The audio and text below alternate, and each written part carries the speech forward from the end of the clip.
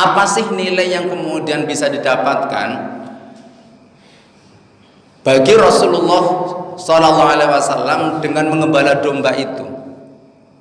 Ternyata ini bukan sekedar pilihan pekerjaan, tetapi ini ada proses dari sebuah persiapan yang Allah tetapkan pada setiap Rasulnya. Assalamualaikum warahmatullahi wabarakatuh.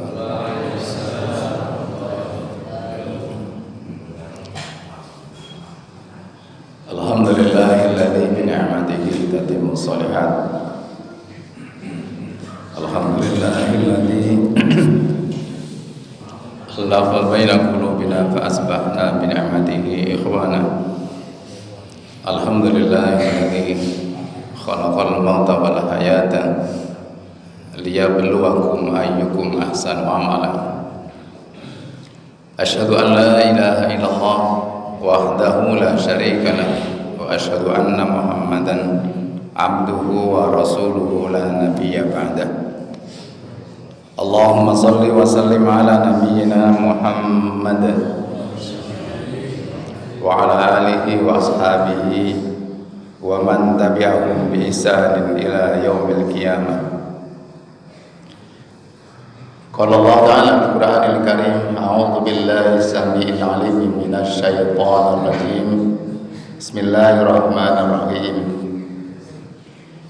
Ya ayyuhalladzina amanu taqullaha haqqa tuqatih wa la tamutunna illa wa antum muslimun. Shadaqallahul 'azim. Amma ba'd. Para alim yang kami muliakan, Bapak Ibu hadirin jamaah kaum muslimin, hafizakumullah. Sebelumnya mari kita awali bersama dengan membaca basmalah dan doa. Bismillahirrahmanirrahim. Allahumma bika asbahna wa bika amsayna wa bika nahya wa bika namutu wa ilaikan nusyur. Allahumma inna nas'aluka ilman nafi'a wa rizqan thayyiban wa amalan mutaqabbala. Allahumma arinal haqqan haqqan warzuqna ittiba'ah wa arinal batilan batilan warzuqna ijtinabah. Walhamdulillahi rabbil alamin. Hadirin kaum muslimin hafizakumullah, puji syukur kita panjatkan pada Allah Subhanahu wa taala dengan segala limpahan kenikmatan yang Allah berikan dan segala kebaikan yang Allah berikan setiap mukmin dengan kesempatan. Terlebih di bulan yang Allah muliakan, di bulan Ramadan ini, mudah-mudahan seluruh amal ibadah, segala kebaikan yang telah kita lakukan, mudah-mudahan Allah Subhanahu wa taala menatapnya dengan penerimaan di sisinya. Dan mudah-mudahan semua amal ibadah yang kita lakukan ini menjadi sebuah kekuatan dan cara kita untuk bisa menikmati setiap ketaatan kita kepada Allah Azza wa Jalla. Salawat dan salam semoga Allah limpahkan pada uswatun hasanah Rasulullah sallallahu alaihi wasallam, keluarga, sahabat dan para pengikutnya yang istiqomah ila yaumil akhir. Hadirin kaum muslimin hafizakumullah, kita akan melanjutkan dalam pembahasan tentang masa kehidupan Rasulullah sallallahu alaihi wasallam, yaitu di masa mudanya. Setelah terakhir diasuh oleh kakek Rasulullah SAW, Abdul Muthalib, maka asuhan dalam kehidupan Rasulullah kepada pamannya Abu Thalib. Dalam lintasan sejarah kehidupan beliau, maka ada banyak peristiwa yang terjadi. Yang peristiwa ini bukan hanya menjadi perjalanan kehidupan yang dikenalkan kepada kita, tetapi sesungguhnya itu memiliki sebuah nilai yang menjadi sebuah inspirasi, menjadi pelajaran yang sangat penting, terutama dalam proses tumbuh anak-anak kita di usia yang kita katakanlah sama dengan usia Rasul. Yang pertama hadirin, bahwa ketika Rasulullah SAW kemudian ikut bersama dengan pamannya, maka setelah kemudian beliau hidup bersama dan mengetahui keadaan kehidupan pamannya, maka yang kemudian dimintakan kepada pamannya adalah minta bekerja. Minta bekerja. Semangatnya adalah satu, tentu agar tidak semakin membebani kehidupan pamannya yang memiliki keterbatasan. Tetapi sesungguhnya hadirin, ketika Rasulullah kemudian mendapatkan izin dari pamannya untuk kemudian bekerja, lantas apa yang kemudian beliau minta? Yang beliau lakukan adalah mengembala domba. Mengembala domba. Pertanyaannya adalah, ini buat kita, adalah bahwa apa yang kemudian dilakukan oleh Rasulullah itu bukan sekedar keinginan, tetapi bahwa pilihan beliau untuk mengembala domba itu berdasarkan ilmu dan pengalaman. Jadi semangatnya bukan semangat mencari uang tanpa ilmu. Bahkan mungkin kalau dalam dunia bisnis sekarang ini banyak sekali orang kemudian termotivasi bekerja, bahkan berusaha, berdagang, tetapi ujung-ujungnya semata-mata mencari uang. Ya, tentu yang dicari itu. Tetapi persoalannya adalah apakah dirinya sudah mengetahui tentang seluk-beluk terkait apa yang dilakukan, bagaimana cara berdagang yang baik, bagaimana muamalah yang harus dilakukan. Karena dalam kehidupan seorang muslim itu tidak akan pernah lepas dari yang namanya syariat. Jadi semangatnya bukan semangat mencari uang itu. Apalagi yang kemudian dunia sekarang ini kan orang kalau jualan online ya Pak ya, hampir semua orang mengambil bagian itu. Padahal dalam sebuah persoalan perdagangan saja misalnya, dalam masalah muamalah, maka Islam menekankan sekali pada aspek keilmuan, yaitu tentang ilmu fikih. Nah, apa yang dilakukan oleh Rasulullah ini bukan hanya sekedar aku cari pekerjaan apa saja, bukan itu, tetapi bahwa pilihan beliau untuk mengembala domba adalah berdasarkan apa yang pernah beliau rasakan bersama dengan anaknya Halimatus Sa'diyah. Jadi beliau sudah pernah membersamai dengan salah satu anaknya Halimatus Sa'diyah, kalau nggak salah namanya Abdullah itu. Jadi membersamai sehingga tahu bagaimana cara mengembala itu. Tetapi kemudian apa sih nilai yang kemudian bisa didapatkan bagi Rasulullah SAW dengan mengembala domba itu? Ternyata ini bukan sekedar pilihan pekerjaan, tetapi ini ada proses dari sebuah persiapan yang Allah tetapkan pada setiap rasulnya. Makanya Rasulullah kemudian mengatakan, ma ba'asallahu nabiyan illa ra'al ghanam.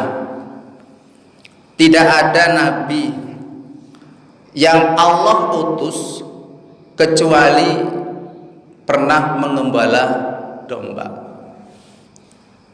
Lantas kemudian ketika Rasulullah menyampaikan itu di hadapan para sahabat mengatakan, faqala wa anta ya Rasulullah? Na'am, aku juga mengembala. Kuntu araha ala qarid li ahli Makkah. Dulu aku juga pernah mengembala domba dengan imbalan beberapa qororid. Qororid itu nilainya itu ya recehan dari dinar gitu. Kalau mungkin bisa dirupiahkan hanya berapa ratus rupiah. Kalau singkat saya itu sekitar 1/4 dari 1/6 dinar. Itu ilmu matematika nanti Mas Sis. Hadirin rahimakumullah. Jadi satu, ternyata nilai yang bisa kita dapatkan, mengapa Allah Subhanahu wa taala kemudian memberikan jalan kehidupan kepada Rasulullah dengan mengembala domba itu, ternyata perjalanan kenabian. Semangatan ma ba'asallahu nabiyan illa ra'al ghanam. Tidaklah Allah mengutus seorang nabi kecuali mengembala domba. Ibnu Hajar kemudian menyampaikan, hadirin, salah satu di antara hikmah yang kemudian bisa didapatkan dari mengembala domba itu adalah agar terbiasa mengatur kambing yang nanti dengan sendirinya akan terbiasa menangani problematika umat. Ini disampaikan oleh Ibnu Hajar dalam Fathul Barinya. Yang kedua, hadirin, sabar dalam menyantuni dan menyayangi setiap makhluk. Kalau bisa dikatakan hewan yang namanya kambing ini atau domba itu salah satu di antara hewan yang susah diatur, Pak. Susah diatur. Berbeda dengan hewan-hewan yang lain. Misalnya gitu ya, seorang pengembala dia berusaha untuk menggiring, tidak semuanya kemudian ngikut, tidak semuanya kemudian berjalan gitu. Hadirin kaum muslimin hafizakumullah, ada pelajaran yang lain yang bisa kita dapatkan dari apa yang disampaikan oleh Rasulullah SAW kepada sahabat ketika mengatakan kuntu ar'aha. Aku juga dulu pernah mengembala kambing min qararid, dengan imbalan beberapa dinar li ahli Makkah. Itu salah satu di antaranya adalah cara Rasulullah ingin menyampaikan pesan ketawadhuan. Tawadhu, hadirin. Kenapa? Karena mungkin dalam pandangan manusia yang namanya mengembala domba, mengembala kambing itu kira-kira pekerjaan yang luar biasa, Panda. Ini bukan pemilik, Pak, pengembala. Rasulullah tidak memiliki kambing itu. Rasul mengatakan, wa anta ya Rasulullah, iya, aku juga dulu seorang pengembala. Rasul ingin menyampaikan pesan kepada kita bahwa setiap orang itu selama kemudian yakin bahwa yang dihasilkan dari tangannya, yang dia suapkan ke mulutnya adalah hasil dari kerja dan keluar keringatnya, itu adalah sebuah kemuliaan dan tidak boleh merasa malu dengan apapun yang dilakukan. Ini salah satu di antara pelajaran yang sangat penting buat kita, hadirin. Jadi tidak malu dengan pekerjaan halal. Ya, meskipun tentu manusia punya ikhtiar. Banyak di antara mungkin saudara kita, Pak. Saya mendapati beberapa di antara saudara-saudara kita yang dulunya punya kemapanan dalam ekonomi. Subhanallah, takdir mungkin yang menghadirkan, suratan takdir yang telah berbicara, keadaannya menjadi sesuatu yang kemudian berbalik. Itu ternyata tidak semudah, hadirin. Orang yang terbiasa kemudian mendapatkan pekerjaan baik dengan penghasilan yang memadai, tiba-tiba dia harus nganggur, kemudian bekerja seadanya. Itu kira-kira butuh kekuatan mental enggak? Butuh kekuatan mental. Dan itu banyak dialami oleh saudara kita, Pak. Banyak sekali. Apalagi ini pasca mungkin beberapa tahun yang lalu setelah kemudian adanya COVID gitu ya. Hadirin kaum muslimin hafizakumullah. Satu hal, hadirin, bicara tentang ketawadhuan, apa yang kemudian dipotret dalam sejarah kehidupan Rasulullah SAW ternyata juga bukannya sebuah kisah, tetapi menjadi sebuah pelajaran yang diambil oleh generasi sebelumnya, setelahnya itu. Contoh misalnya, Umar bin Khattab, Amirul Mukminin di masa kekhalifahnya itu, ketika beliau telah menaklukkan kota Persia, Pak, gitu. Kemudian tiba-tiba Amirul Mukminin Umar bin Khattab itu kemudian berdiri dan berkhutbah, mengatakan, "Ya ayuhan nas, wahai manusia, ketahuilah sesungguhnya aku yang kalian sebut sebagai Amirul Mukminin, pemimpinnya orang-orang yang beriman, itu adalah Umar, yang masa kecilnya adalah Umair, yang dulu ketika masa kecilnya itu adalah pengembala domba, pengembala onta, maaf." Sekian. Jadi khutbah hanya begitu saja, Pak, menyampaikan pesan kepada kaum muslimin, tolong ketahui oleh kalian bahwa sesungguhnya aku yang sekarang menjadi Amirul Mukminin dulu adalah seorang pengembala unta. Ketika kemudian kalimat khutbah yang singkat seperti itu kemudian dilihat, Ali bin Abi Thalib mengatakan, "Ya Amirul Mukminin, ma'araka illa hanta nafsak." Menyatakan, "Ya Amirul Mukminin, tidaklah aku melihat apa yang kau khutbatkan tadi kecuali engkau ingin menghinakan dirimu di hadapan kami." Apa jawabnya? "Dzaka aradtu." Memang itu yang ingin aku lakukan. Aku ingin menyampaikan pesan, aku ingin mempermalukan diriku sendiri, bahwa sesungguhnya kebesaranku ini tidak akan pernah menutupi masa kecilku sebagai manusia biasa. Hadirin rahimahullah, itu dilakukan oleh Umar bin Khattab di masa jayanya, Pak. Kira-kira kalau dalam kehidupan kita ada nggak, Pak, orang punya prestasi besar gitu, tiba-tiba dia bercerita, dulu saya masa kecil itu pernah jualan gorengan, loper koran, ada nggak kayak gitu? Jarang. Tapi ini dilakukan, hadirin. Seorang syekh gitu ya, namanya Mutawali Asy'arawi. Ini salah satu di antara ulama yang banyak memberikan tafsir Al-Qur'an yang luar biasa. Ketika beliau mendapatkan kehormatan, mendapatkan sebuah penghargaan yang luar biasa, Pak, dari sebuah pemerintahan itu. Apa yang dilakukan, hadirin? Beliau seorang syekh masuk ke dalam masjid, kemudian dia bersihkan kloset gitu. Orang bertanya, "Apa yang hendak aku lakukan, wahai syekh?" Mengatakan, "Aku ingin menghinakan diriku, sesungguhnya aku juga manusia biasa. Di saat kemudian orang lain kemudian menganggap aku adalah orang yang luar biasa, maka sesungguhnya aku adalah manusia yang sebagaimana kalian." Hadirin kaum muslimin, hafizakumullah.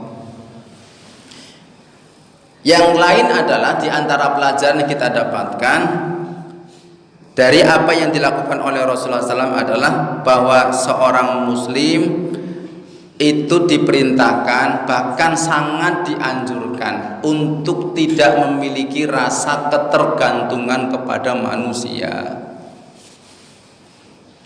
Kalau bahasanya gini, Pak, jangan terlalu banyak hutang jasa kepada orang lain. Hutang jasa bukan berarti kita kemudian tidak boleh menerima pemberian bantuan dari orang lain. Tapi sebisa mungkin salah satu di antara karakter seorang mukmin adalah dia tidak pernah berharap, apalagi menggantungkan dalam urusan kehidupan duniawinya kepada orang. Apa menjadi kenapa? Apalagi bagi seorang nabi. Bagi seorang nabi. Sekali lagi, bahwa hidup kita, saya ini tidak akan pernah lepas campur tangan kebaikan orang lain. Iya. Bahwa orang lain banyak memberikan jasa kebaikan dalam kehidupan kita, itu nggak bisa kita pungkiri, Pak. Tetapi bukan itu yang menjadi sebab kenapa kemudian sekarang kita mendapatkan kesuksesan misalnya. Tetapi kalaupun ada kebaikan yang didapatkan dari orang lain dalam kehidupan kita, maka itu tidak sampai membelenggu kita untuk menjadi orang-orang yang merdeka. Itu salah satunya. Ya, kita tahulah Pak, kalau negara misalnya saja itu kalau banyak hutang kira-kira punya kemandirian nggak untuk berbicara? Iya kan? Siapapun hadirin dalam, makanya gitu sampai kemudian doanya kan gitu, wa'udzubika minal jubni wal bukhl wa'udzubika min ghalabatid daini wa qahrir rijal. Di antara kemudian doa yang dianjurkan oleh Rasulullah untuk dibaca di antara zikir pagi dan sore itu adalah agar kita juga berlindung kepada Allah dari lilitan hutang dan dominasi orang. Bukan tidak boleh hutang hadirin, tidak boleh hutang, tetapi terlilit hutang yang membuat kita tidak lagi merdeka. Wa qahri rijal, bahkan kalimatnya membuat kita itu kemudian didominasi oleh orang lain. Kalau sudah seperti itu, susah kita menyampaikan sebuah kebenaran. Dan itulah yang Allah inginkan. Mengapa Rasulullah kemudian salah satu di antara hikmahnya Rasul tidak diasuh oleh Abu Lahab, tidak diasuh oleh Abu Lahab yang sesungguhnya peluang untuk hidup lebih senang Pak itu bisa didapatkan dari pamannya Abu Lahab karena paling kaya. Itu salah satunya adalah agar Rasul kelak ketika berdakwah itu lidahnya tidak keluh menyampaikan kebenaran kepada pamannya, dan nyata-nyata dalam sejarah beliau menjadi bagian musuh yang paling besar dalam kehidupan Rasulullah dalam dakwahnya itu. Pelajaran itu kita dapatkan hadirin, misalnya di dalam surat Asy-Syu'ara ayat 18, ketika Nabi Musa sudah diutus oleh Allah Subhanahu wa taala saat kemudian datang di Bukit Tursina mendapatkan wahyu, apa yang disampaikan oleh Allah? Idhab ila fir'auna innahu tagha. Dalam ayat mengatakan idhaba ila fir'auna innahu tagha faqula lahu qawlan layyinan la'allahu yatadzakkaru aw yakhsha. Pergilah kamu ke Fir'aun karena sesungguhnya dia telah melampaui batas. Dalam ayat mengatakan pergilah kamu berdua dengan siapa? Dengan saudaranya Nabi Harun alaihi wassalam. Ketika berdakwah, ketika datang di kekerajaannya itu, apa yang disampaikan oleh Fir'aun? Kalau bahasanya itu apa Pak? Mengundat-undat kebaikan yang pernah dilakukan oleh Fir'aun kepada Nabi Musa di masa kecilnya. Allah sampaikan hadirin di dalam surat Asy-Syu'ara ayat 18. Allah menyampaikan, qala alam nurabbika fina walidaw wa labista fina min umrika sinin. Fir'aun berkata, bukankah kami telah mengasuhmu di antara keluarga kami waktu kamu masih kanak-kanak dan kamu tinggal bersama kami beberapa tahun dari umurmu? Gimana hadirin? Orang datang itu disampaikan oleh Fir'aun, alam nurabbika fina, ya, bukankah kami telah mengasuhmu dalam kehidupan keluarga kami, walida walabista fina min umurika sinin, dan engkau bertempat tinggal di tempat kami di waktu kamu masih kecil. Itu yang disampaikan oleh Fir'aun, dan itu pelajaran besar bagi Rasulullah SAW itu, untuk tidak memberikan kesempatan orang terlalu banyak jasa dalam kehidupannya. Bukan berarti kemudian tidak mau menerima kebaikan hadirin. Sekali lagi tidak. Hadirin kaum muslimin hafizakumullah.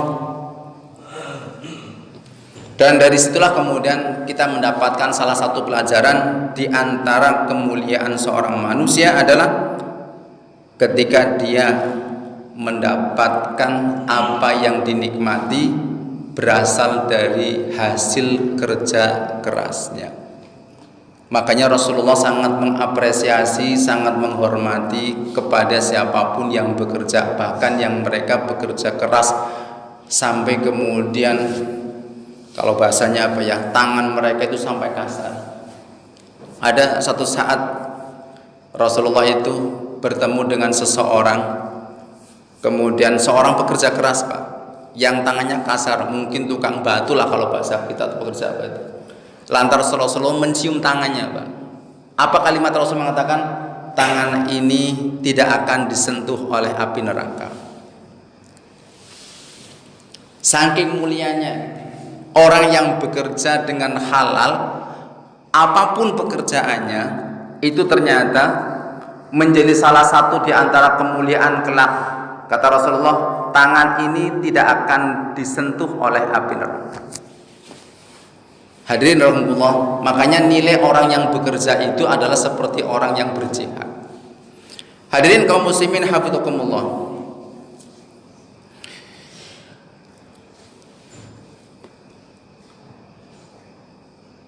Nanti akan kita dapatkan hadirin dalam perjalanan kehidupan Rasulullah ketika beliau kemudian berdakwah pun, ternyata orang-orang kafir musyrikin Quraisy itu menghina Rasulullah dengan pekerjaannya.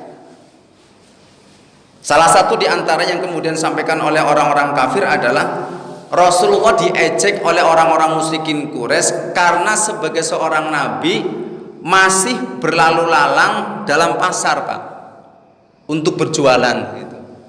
Seolah-olah mengatakan mestinya seorang nabi itu tidak lagi pantas makan sebagaimana makannya kami. Seorang nabi mestinya tidak lagi pantas kemudian berdagang di pasar-pasar gitu. Dianggap seperti malaikat lah gitu. Hadirin kaum muslimin hafizakumullah. Salah satu di antara kesimpulan bisa kita dapatkan bahwa mengembala domba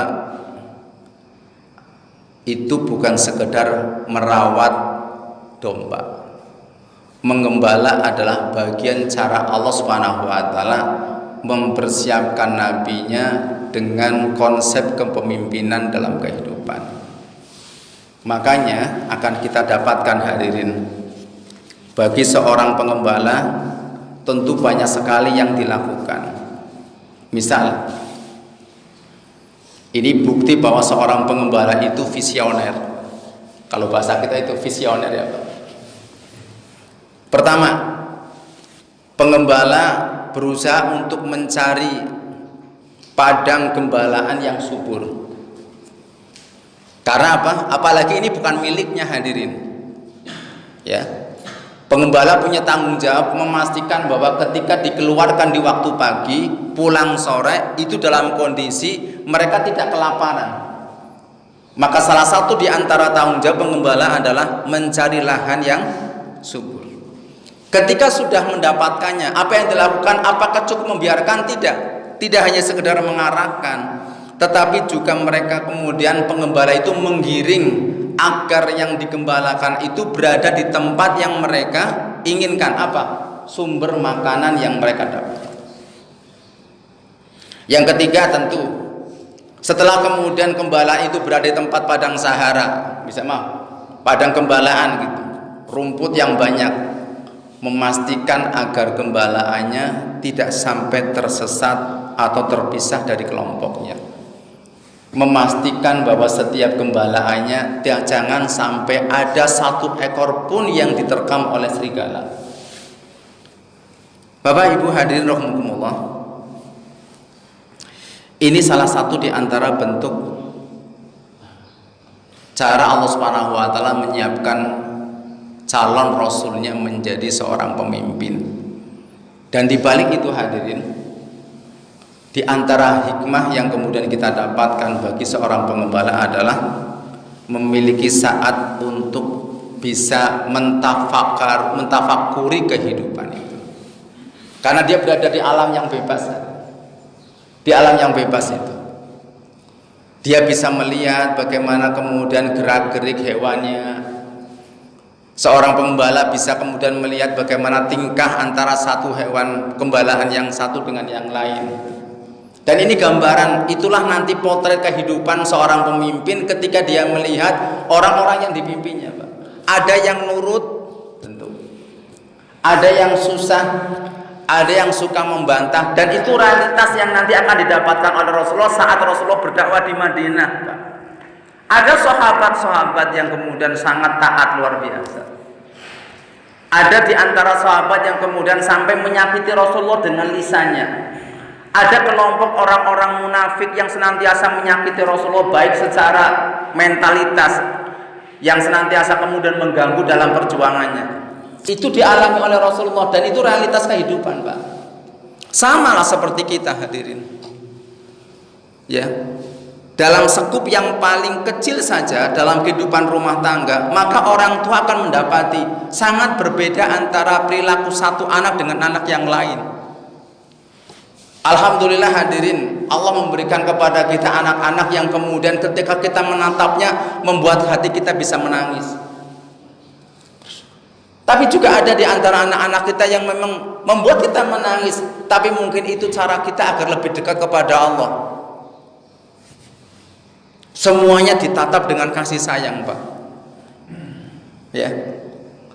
Seorang pengembala tidak akan pernah membedakan antara kambing yang nurut dengan yang tidak. Dia akan mendapatkan hak yang sama. Hadirin kaum muslimin hafizakumullah. Dan sebagai akhir kami sampaikan, kalau Rasulullah sallallahu alaihi wasallam diajari oleh Allah menyelamatkan gembalaan dombanya, maka memang sesungguhnya bukan hanya itu yang menjadi pesannya. Apa pesannya hadirin? Pesannya adalah sesungguhnya setiap seorang mukmin itu harus memiliki konsep yang sangat visioner dalam kehidupannya. Apa? Tujuan akhirnya adalah kalau seorang pengembala itu membawa dari pagi gembalaan, sore kemudian pulang dengan keadaan baik, gembalaannya perutnya kenyang, jumlahnya masih utuh, bahkan bisa dilihat oleh pemiliknya tumbuh dalam perkembangan fisiknya itu, maka tentu yang dimaksud adalah jauh lebih dari itu adalah seorang muslim hendaknya memiliki konsep yang sangat jauh dalam urusan kehidupannya, yaitu apa? Tujuan hidup kita dimulai dari tujuan akhirnya. Apa? Yaitu kelak mudah-mudahan kita dikumpulkan oleh Allah Subhanahu wa taala di dalam surga Firdaus. Jadi itu yang dimiliki, Pak. Harus dimiliki oleh seorang muslim. Karenanya Allah Subhanahu wa taala kemudian menyampaikan di antara fungsi kehidupan seorang muslim itu adalah dia harus memiliki konsep hidup, dan dimulai dari mana? Tujuan akhirnya, Pak. Tujuan akhir gini, hidup kita itu jangan pernah kita mulai dari startnya itu semangatnya semangat di duniawi, Pak. Tapi semangatnya adalah bagaimana kita bisa mendapatkan kehidupan di akhirat. Ya. Sebab kalau kemudian start kehidupannya kita justru berbicara dari awalnya dalam kehidupan dunia, yang muncul adalah pertama, kalau dia mendapatkan keberhasilan dia lupa daratan, kalau gagal dia kecewa. Tapi ketika orang-orang hidupnya visionernya, visinya adalah visi akhir kehidupannya kelak adalah dia mendapatkan jaminan surga, maka yang dilakukan adalah startnya dari semangat sana. Mudah-mudahan apa yang kemudian disampaikan oleh Allah Subhanahu wa taala yang juga menjadi sebuah keteladanan dalam kehidupan Rasulullah SAW bisa kita tapaki. Jadi pengembalaan domba yang dilakukan oleh Rasulullah bukan hanya sekedar bicara tentang bagaimana mendapatkan pekerjaan, tetapi sesungguhnya itu cara Allah Subhanahu wa taala agar setiap para pemimpin, para nabinya atau hamba-hamba yang Allah pilih dengan amanah kepemimpinan itu memiliki visi, tidak saja menjalankan tugas tetapi memiliki visi menyelamatkan orang-orang yang dipimpinnya agar mereka mendapatkan kemuliaan di sisi Allah Subhanahu wa taala. Demikian hadirin yang bisa kami sampaikan. Mohon maaf dengan segala keterbatasan dan kekurangan. Al-haqqu mir rabbik wa la takunanna minal mumtarin. Kita akhiri dengan hamdalah. Alhamdulillahirabbil alamin. Astagfirullah, astagfirullah, astagfirullah. Subhanakallahumma wa bihamdika asyhadu an la ilaha illa anta astaghfiruka wa atubu ilaik. Assalamualaikum warahmatullahi wabarakatuh.